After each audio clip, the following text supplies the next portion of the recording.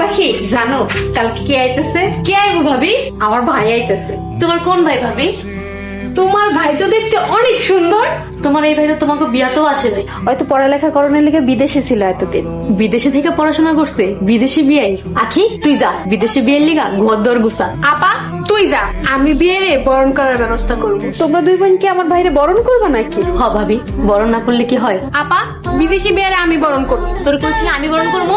আপা কইছি না আমি বরণ করব, মানে আমি বরণ করব। এই আমি না বড়, আমি বরণ করবো, তুই থাক, আমি গেলাম। না জানি কি হয়। কি গরমটা পড়ছে, বিয়ে আমার হাতে শরবত খেলে তার পরনটা একেবারে ঠান্ডা হয়ে যাব। বিয়ে আমার হাতের পান খেয়া তার ঠোঁট লাল করব।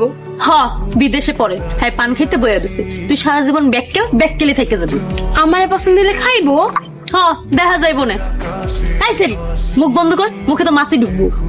বিয়া এদিকে আসেন। এইটাই শাহিন ভাইদের বাড়ি? হ এটাই শাহিন বাগো বাড়ি, আর আমি শাহিন ভাইয়ের অতি আদরের ছোট বোন। আমিও শাহিন ভাইয়ের খুব আদরের ছোট বোন। আপনার জন্য নিজের হাতে শরবত বানিয়ে আছে, নেন শরবতটা খান। বিয়াই আমি আপনার লেগে নিজের হাতে মিষ্টি পান বানায় রাখছি। পানটাই খাই। আমি আপনার নিজের হাতে খাওয়াই।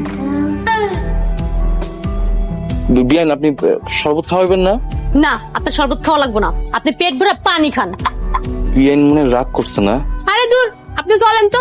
তোমার ভাই তো ভালো মানুষ।